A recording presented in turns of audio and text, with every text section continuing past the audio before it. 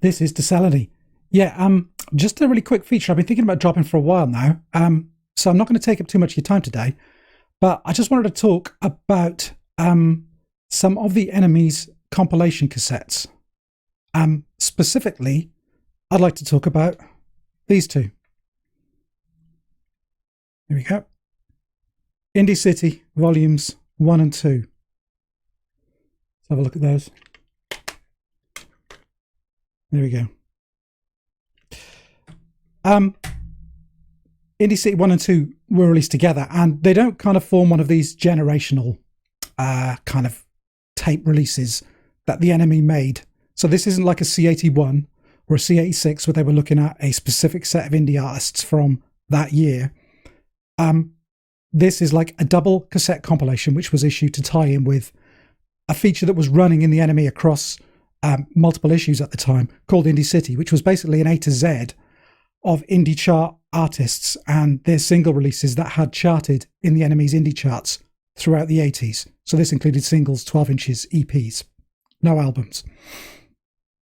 And over the course of, I think it was between the months of September and, I think September to November 1988, this feature ran to generate a complete A to Z. And at the end of that period, you were able to buy the cassette, which kind of tied in with the series, offering kind of tracks from many of the artists that had featured throughout this kind of quite exhaustive A to Z. So this was at a time when kind of I was just discovering this music, you know, through the NME, through people like John Peel, radio shows, all sorts of things. So I was kind of ripe for education, and a cheap kind of compilation cassette like this was just what I was looking for, really. I can't remember the exact price of the cassette. I think it was a fairly nominal charge for it. Basically, just about enough to cover the postage.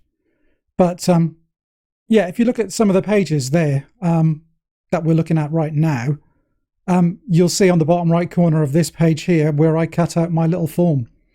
And this was from the issue dated the 12th of November, 1988. So this is the one with Zeke Manika, the ex-Orange Juice drummer, who was then going solo on the cover. And yeah, so we've had a look at the cassettes themselves. Don't believe all the kind of hooey that you hear about cassettes being kind of flaky. You know, all that stuff with, you know, pencils and chewing up the tape. If you treat them right, they're pretty sturdy, and mine certainly still work and play perfectly fine. So let's have a look at some of the artwork from the cassette covers. Very cartoonish and a very, very identifiable style if you read the music press of around about this period. Yeah, this is the work of Colin B. Morton and Chuck Death, who were the authors of the long-running kind of comic strip called Great Pop Things. This would ultimately turn into a kind of a weekly, like a staple feature in the NME, but only from about 1991 onwards. I think it was being published in a different magazine, something like Record Mirror, for the late part of the 80s. Yeah, it's a cool kind of cartoony comic strip, which has been compiled into various books. I'll show you the copy I've got, but I think it might have come out in different formats since. Chuck Death, interestingly enough, is actually the pseudonym of writer, singer, musician, and painter John Langford of the punk rock group the Mekons, who actually feature on this compilation as well. Anyway, let's have a look at the cassette inners and just kind of have a rundown of some of the tracks. As you see, there's like a good selection of punk, goth, indie, sorted type of stuff from throughout the 80s. But yeah, on the whole, it's a pretty good representation of the period, I'd say.